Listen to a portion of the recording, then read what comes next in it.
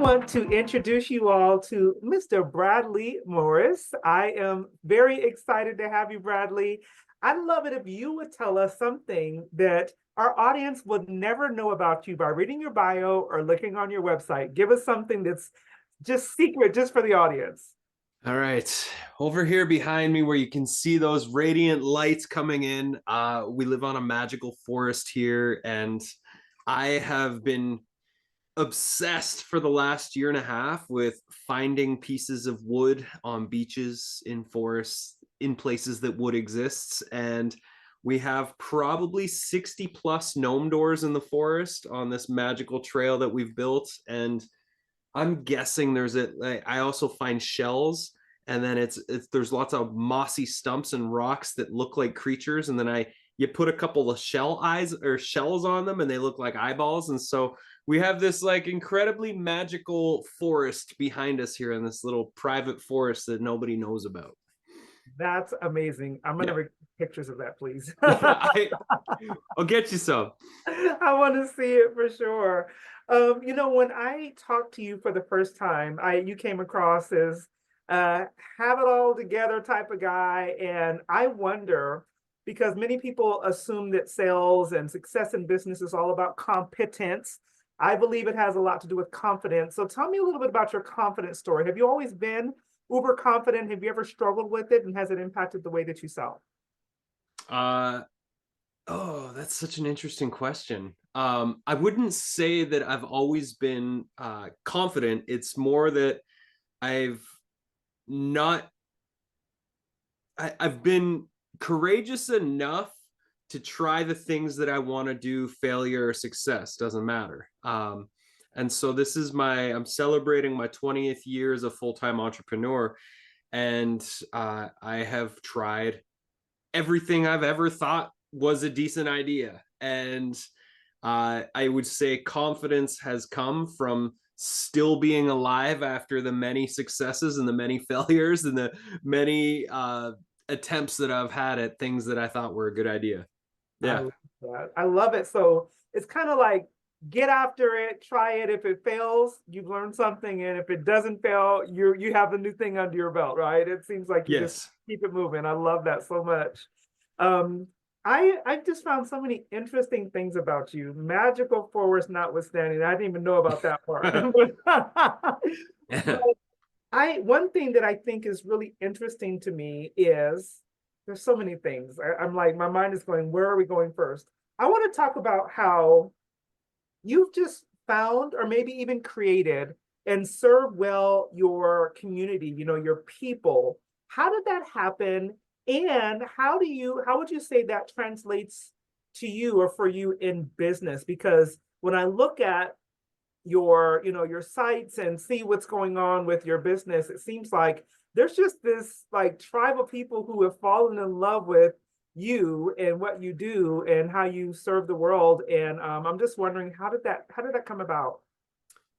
I've always been a community focused human. From the time I was a kid, I was the guy that was always organizing things for my buddies and I to do after school and on weekends and that. And so, um, as far as business goes, I back between 2009 and 2012, I had the privilege of facilitating more than 500 meditation workshops.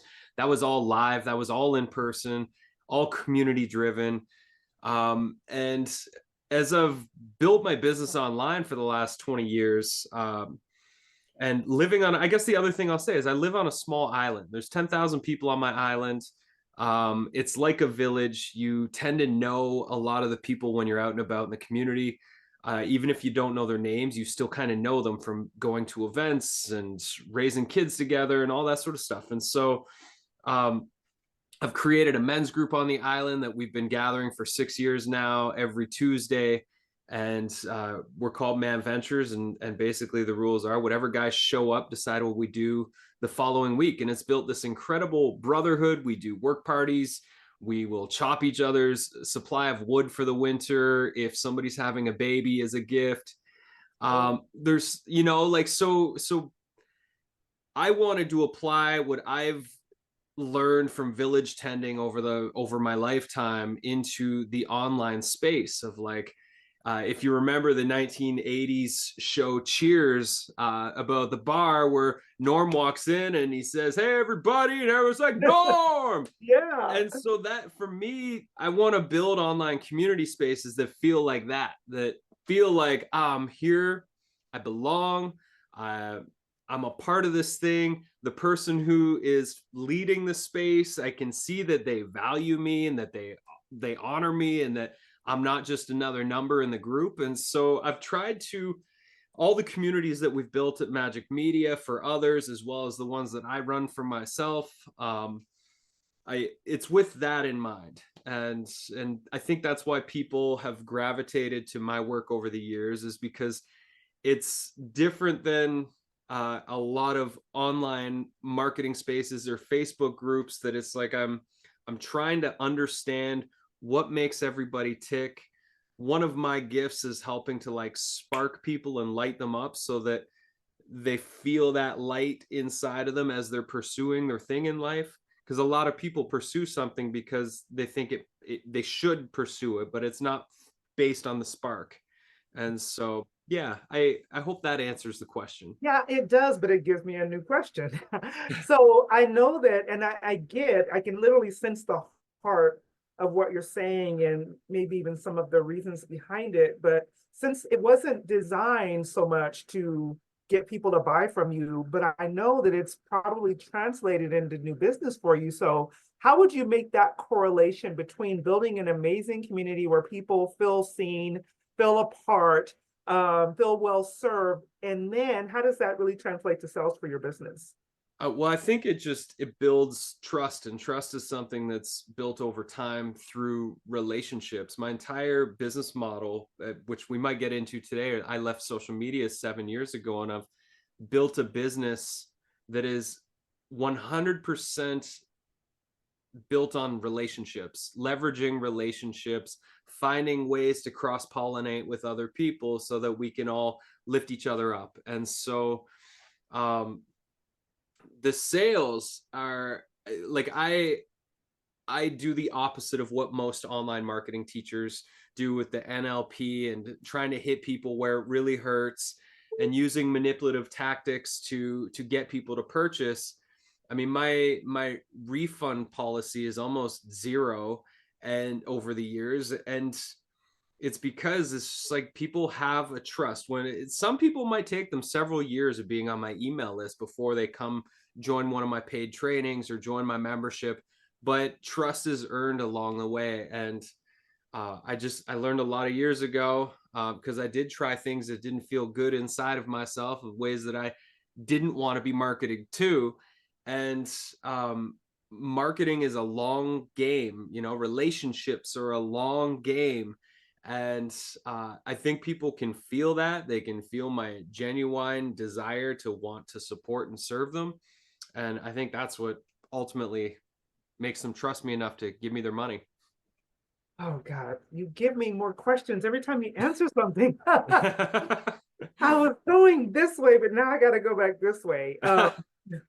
So, okay, I'm going to do my best to remember what's here because I got to make sure I answer that. But you said something, and I've been observing you. We've only known each other for a short period, but in the short period of time, I've got a chance to kind of peer into a little bit more about what you do. And one thing that I notice is the consistency with which you communicate with your audience, via email marketing for sure, Yeah. in other ways as well. And okay, I'm gonna put part two right here so we can come back to it in a minute without using social media, but you're still very communicative. So let me ask you this. Um, do you feel as though because you've earned that trust, people are comfortable receiving communications from you on a pretty much daily basis so that they continue to want to hear from you? Kind of, let's just talk about that. What allows you to be able to have that kind of communication, and how has that served your business being able to kind of stay in front of people in a way that's different from what everyone else is doing in some cases? Yeah. So I think you're referring to my rhythms with my newsletter, right? Right. And podcasts and YouTube and that. So I do email my list 2 to 3, sometimes even 4 times a week. This is all value providing. There's opportunities to sign up for membership programs, coaching, etc. But it is meant to, like, every email I send is meant to serve and provide value. So this was an experiment that started about a year ago, and it's been pretty amazing, because you would think if you send more emails, more people are going to unsubscribe, less people are going to open, less people are going to click. And when I went from a weekly newsletter to like just whenever I had something to say, um, my open rates almost doubled, click throughs have gone up, and if you think about how much the average social media person is posting, some people post 3 times a day Oh, and some people post once a day. For me, my newsletter is my direct communication channel with the people who are interested in what I have to share. So why not send them 3 emails a day? If they don't like the subject line, they're not going to open. If they do, then they're going to open, and there might be some gold in there for them. And so for me, when I do my newsletters, I send out a video version, an audio version, and then like the transcript turned into an article version, so I can hit the 3 different ways that people want to consume their information. And it seems to be doing really well. People are very responsive, and I've gotten a lot of positive feedback from increasing the amount that I'm emailing. And so that's really just allowed me to stay connected to the people who are on my list. I mean, they gave me permission to send them emails because they're interested in what I have to share, and it seems to be working well. I love it. I really love it because what I'm hearing, and I hope that you all that are listening to this episode are really hearing that if you will take the time to build the trust that's required for people to give you permission to want to hear from you, so much so to where they're almost excited to hear the next thing you have to say, it literally changes the landscape. And I believe, and you tell me if I'm wrong, Bradley, I believe it takes away that kind of I don't want to bug people, that kind of in the back of your mind feeling that causes people to kind of stand back and stop talking to their audience. Seems like you've cracked the code so that people not only they want to hear from you, but they're looking forward to it, and they're even taking some steps maybe to even work with you when they get those continuous conversations that are very valuable to them. Am I right? Yeah, that I don't want to bug people. I hear that in my community space quite a lot, and that's just an old story. I mean, Mm. treat your audience like they're a friend. If you're the kind of friend that only calls a friend every 3 months, that's Yeah. not a real friendship. You're not showing up for them. You're not stepping in. You're actually out. And so if we treat the audience like it's a friend, well, I mean, some of my closest friends, I'm in almost daily contact with them. I'm checking in. How's it going? What are you doing? Do you want to hang out? Want to come for dinner?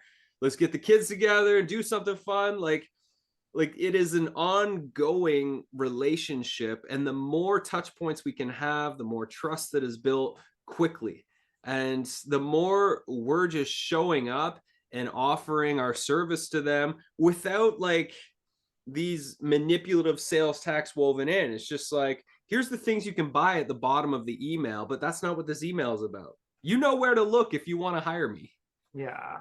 First of all, I think Zoom has done such a great job at getting rid of sound. So some of you all may not hear this, but Bradley is the first person to earn orange applause on my podcast because that was so brilliant. And I just love that. Treat the audience, treat the clients, treat the people who are following you like they're friends. And if we are, standing off and not communicating with people for months at a time, or every time we communicate with them, we're like, hey, buy my stuff. Hey, buy my stuff. Hey, you want to buy my stuff? That's not Yeah. going to be a very good friendship. And you just gave, I believe, people freedom to change the way that they're doing business right now. And so I want to say thank you for that. I think that people will try and find tremendous value in it. Okay, that other part, that other question I had over here, let's bring it back to the forefront. Talk to us about how, because let me set this up a little bit. One of the reasons I wanted to talk to you in the first place is that I am very honored to attract lots of I would say shy sales professionals, introverted professionals who love the work that they do. They don't always want to be in the forefront, and social media drives them berserk, Yeah. or they just don't find it their comfort zone. They don't find that they know what to say or how to say it. And you, my friend, have taken kind of that off the plate and still been tremendously successful. So you walked away from social media, you said what, 7 years ago? Yeah, when after my son was born. Yeah. Yeah, and still have built trust, have built a community, have an amazing business. Talk to us about what was what was the reason for you making that decision and how has it served your business? So the reason, um, I'd wanted to leave for about 3 years prior to leaving, but I was so enmeshed in it, like so many people are. It was my main marketing strategy at the time. It was how I was finding people to buy what I was selling, and so leaving was pretty scary. But I had one moment that was kind of the moment, and I was on top of a mountain. We just finished launching a huge new experience at Magic Media. It's called the Grady Course Adventure, which was like, it was finally me marrying my inner artist with my inner entrepreneur. And so it was a course on building courses, but it was like Indiana Jones meets Saturday Night Live meets how to build an online course. And it was epic. And so we just finished launching this. I've got a baby at home. Life is this like beautiful, exciting new chapter. And I'm watching the sunset. And all of a sudden, I catch myself in this experience predetermining what I was going to post on Facebook about the moment. And in that moment, I'd lost the moment. And my experience was no longer my experience. It was Mark Zuckerberg's experience. And that Yeah. felt very invasive. It was like, it was very clear to me. It was like, my brain's been hacked. I'm no longer thinking in Bradley speak. I'm thinking in Facebook speak. Mm. And I was just like, that's it. So I went home. I told my wife, I'm leaving social media. I reached out to some friends that felt important. I said, I'm leaving. I made a post. I'm out. And then I deleted my accounts the next day. And then complete and total terror set in. I'm like, what the hell Thank do I you for do? being honest. I appreciate that part. Yes. And it wasn't okay. So I leave, and it wasn't like all my friends started calling me up and be like, hey, dude, let's hang out. It was like the party was happening on social media.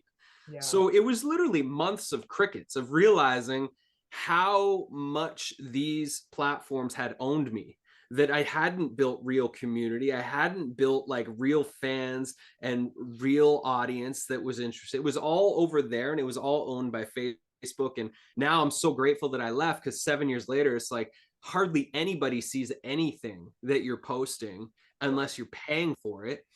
And so leaving forced me to have to come back to the old fashioned leaning into relationships with people. It completely transformed my business model. We went from doing client work to doing revenue share work, so that a client or a business partner, as they are, they would hire us to work with them. They would pay us a retainer and we would get a revenue share. Instead of just paying $100,000 for a project, there would be a retainer plus rev share, and we would all be in it to win it. And they would usually be 2 to 3 year long contracts that we would be working together through these various stages of growth. I had a very amazing world-class level audio library for meditations. I started leaning into licensing those to other partners, and that's generated hundreds of thousands of dollars in pure passive income without building a meditation audience on my own. And that I've licensed the same content across a bunch of different apps, and I've had over 2 million people use my meditations across these different platforms.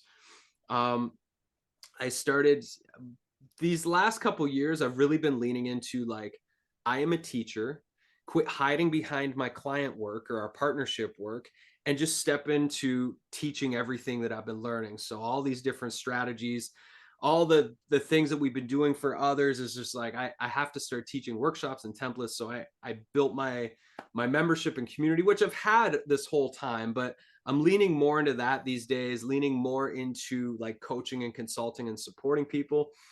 Um, and I guess like the biggest piece, the biggest marketing piece. So you asked about like the introverts. What do they do? Because I work with a lot of introverts. I'm clearly not introverted, but I have a wife that is highly introverted. We're kind of opposites.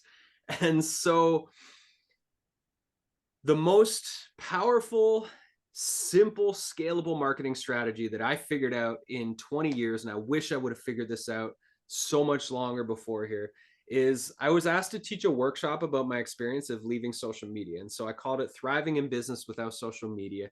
And this has become my signature workshop. The first time I led it was for my buddy Tad, who runs marketing for hippies. And we had 1,100 people join this webinar. And I was like, oh my God, I've never had 1,100 people join this workshop, join any workshop that I've ever done. Right. And so I was like, I got to take this show on the road. And so last year, I taught that workshop on 20 virtual stages for other people hosting. So they would host me. And my email list grew by over 4,000 people. That's 20 hours of teaching time, maybe 15 hours of back and forth email communications. So under 40 hours, 4,000 people joined my email list. My business grew as a result of all of that. We're doing a call yesterday for one of the programs I'm running right now. And it was like 90% of the people who were in that program came to my signature workshop as how they were introduced to me. And Wow. so then I'm running a course this fall around crafting and touring your signature workshop, which this is my little pitch moment. Yeah. But essentially, this is like, it's so powerful. You create a workshop that introduces a new audience. It's 60 minutes. It's free. People host you. It introduces your backstory of who you are and why you are, where you are in your life, your philosophy. It gives them their first breakthrough experience, which is the majority of the workshop, is like help them have their first breakthrough, their first healing moment, teach their first tools or techniques that really ground them into your wheelhouse. Yeah. And then at the end, you get the 5 minutes call to adventure of like, if this has been impactful for you, here's the work. This is the mountain I lead people up. And then that's how you invite them into your services. And so, and then we've built, I'm a systems guy because I try to only work 6 hours a day, which means you have to have really good systems. Right. And so we have like all the templates that come with this program and make it highly scalable to get people on tour. Last year we had 60 people deliver their signature workshops during the training. I think this year we're going to have hundreds go through it. And then you tour it, and that becomes, instead of spending, most people spend 10 plus hours in the 4,000 that have come live. I always do a survey. The majority spend at least 10 to 15 hours a week on social media, scrolling, posting, commenting, figuring out content, etc., wasting time scrolling the wall. And this is like, if you spent 3 hours a week outreach and delivering, this is going to be such a more efficient use of leaning into relationships, providing value, doing the thing that you love to do, which is teaching and inspiring and coaching people, Yeah. and growing your audience as a result of that. And then once you have your suite of offerings built that people can pay you for, whether it's coaching programs, memberships, etc., then it's just like you've got a simple system. You just tour this thing in person and online.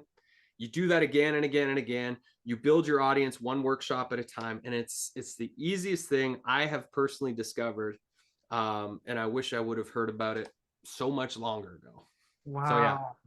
I mean, it's amazing how you've simplified what, again, you probably even thought was going to be such a huge effort, and been able to really monetize it, be able to serve and actually love what you do. I love that you said you leaned in to what you're really good at, what you really enjoy doing, which is teaching. And I think you're right. So many of us spend so much time figuring all these other things out, as it pertains to marketing on social and all those things, yeah. that we're not really doing the thing that is our genius zone and the thing that people would actually love us for in the first place. So such such good stuff here, Bradley. I'll make one more point on that. Yeah, So the way we're raising my son, I remind him all the time, is like, we're either a creator or a consumer. so true. And the social media model really, really amplifies who we are. We're either sitting there scrolling the wall, consuming, or we're the ones that are creating and have very little engagement back and forth with anybody on there.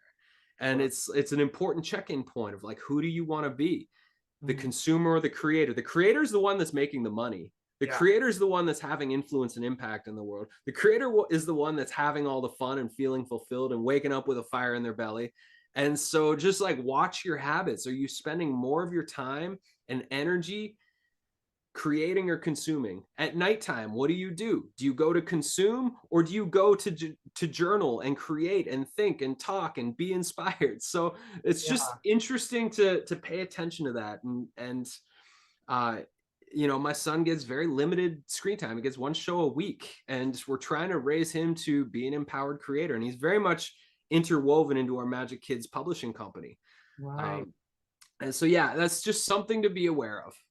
I love it. And I hope those of you all who are listening are really hearing that and will, at the very least, take a moment and really, be a little introspective and kind of think through that. Because for most of us, and I think especially the children that are growing up now, it's the way people are raised. It's Yeah. like you plop and you get home from school, you plop in front of the TV. To be honest with you, even at school, many times they're showing a video instead of really teaching through things or making, there's so many things that create us to be consumers or cause us rather to be consumers, that being a creator almost seems like it's not even something that's on our radar in some cases. So I'm so glad that you shared this information. Good gracious, time goes by so quickly, and I have so many more things to talk to you about. One thing I do want to ask you, because I I've seen course creators. I have clients who do work in that space, but you create courses and you teach people to create courses very differently, very uniquely. Can you tell me, first of all, what inspires that? And what is it that kind of you has caused you to be set apart from the traditional course creator? It actually was another mountaintop moment.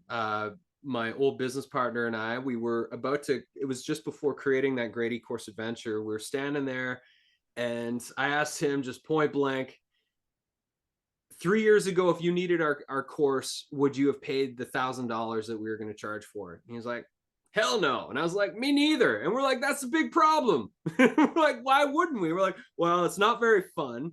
It's not inspiring and creative. It's not like it was just all these things that it wasn't, that we knew we had the potential to make it. And so we went all in, and the Great E-Course Adventure was our first attempt at this, and we've done a bunch of these like themified courses since. But this was, the idea was is it was all shot on green screen.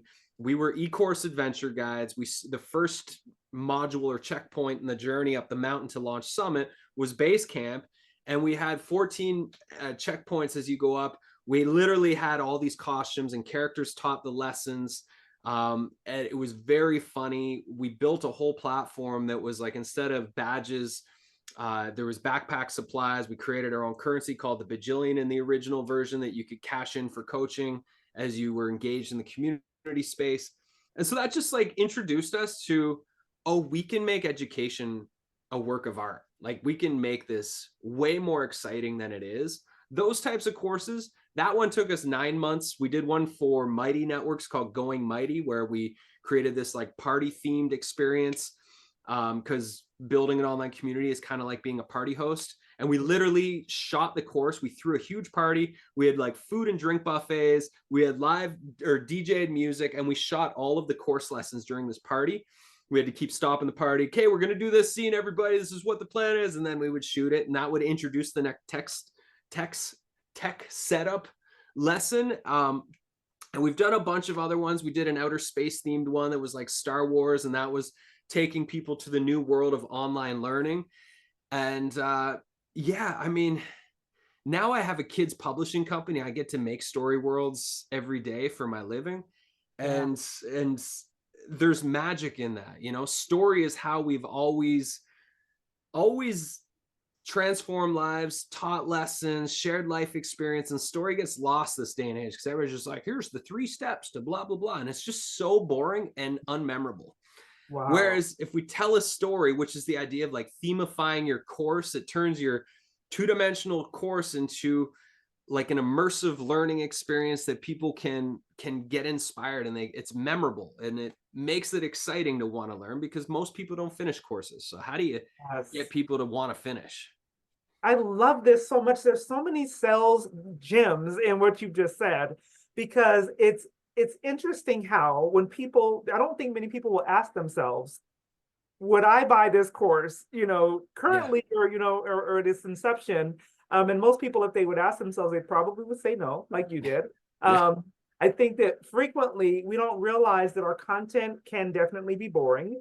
And we have to figure out a way, if we know our audience well enough, we can figure out how can we make it fun, engaging, immersive, and experiential. I love that you said, instead of a call to action, a call to adventure. So all of these things, it's like, although those of you all who are listening, you're like, well, I'm not a media person, I don't do courses, that, but it's like, what can we extract from what Bradley is saying here that we can apply to our own businesses and make it more experiential, make it more engaging, make it more friendly. And I say that meaning we're doing it for our friends. We're doing it because we want them to have a great time. We wouldn't invite people to our house and put them in a room and not pay attention to them, right? We would engage That's, them, we would interact with them, we would make them feel welcome and make them want to come back. And I think you've really, really mastered that. I have completely abandoned my cat questions for you because you have so many amazing other things going on. So you have to come back. You have to come back. The one thing a couple things I do want to kind of wrap up with, because I think that it'll be valuable for our audience, is who are you uniquely gifted to serve? Because as I said before, you've created this amazing community and you help others to do the same, but who do you feel like is the person that you're uniquely gifted to serve? it's a great question. I love working with people who are really passionate about what they're doing. A lot of it is independent educators, coaches, creators, um, product makers that are looking to design the experience for their people, that want to get more creative and like think way outside of the traditional industry boxes that the majority of their people are in, and they want to stand out in that sea of sameness, essentially. Love that. And people that are, whether they're independents and they don't have a team and they're trying to make it to the next level and they need better systems so they can have more time being creative and focused on things that are providing value for their audience rather than being in the weeds, or they have a team and their team is looking for a really unique strategy to really springboard to their next level and to grow the revenue, product design, etc., and think more creatively and strategically in those realms around reimagining how they market, reimagine how they do content, reimagine how they're serving and interacting and engaging with their audience. So it does feel more village-like and exciting for people to lean into the work that they're doing. I love that. Would you, off the top of your head, can you think of 1 to 2 things someone might be Googling and not realizing that they need someone like you to help them with what they're trying to accomplish? Oh man, what would they be Googling? I hardly ever Google things. Um, I think the people might be searching for like, they're probably looking for like, how do we market our product and how do we make our course? But they're like stuck in the old way of doing it, and they haven't yet arrived at the new world. And if you're ready to arrive at the new world of online learning and marketing and community development and village building and communicating and bringing the human back to the internet, that's what you should be searching for, is like, let's bring the humanity back to our online engagements and the way that we do business with each other. I love that so much. But you're Brent, probably not searching for that on Google, they're so probably that's not, just but a now they tip. know. Now they know. Yeah. I love it. I love it. Again, you've created a unique way to be able to sell your products and services. Before you mastered that, what was your biggest sales flop? What's something you can look back and go, I blew that. I should have done that differently. Oh man, there was so many. I sucked at selling because I was trying to do all the things that other people told me to do, and nothing felt like inherently mine. Right. And so I've gone through the school of hard knocks. I've had plenty of flops, like so many. One of them that surprised me is like, we had a premium membership, and I just kept getting this nudge of like, make it a freemium membership. And so I was like, okay, let's give all of our best stuff away for 6 months. And we did that. And it did the opposite of what you would think it would do when you give away all of your premium stuff for free and then you just charge for the high-end coaching. It was such a interesting human experiment. It was like our engagement went down, the quality of people joining our community went down, the number of people that were completing the programs and showing up for live calls, like the percentage based on community size, went down.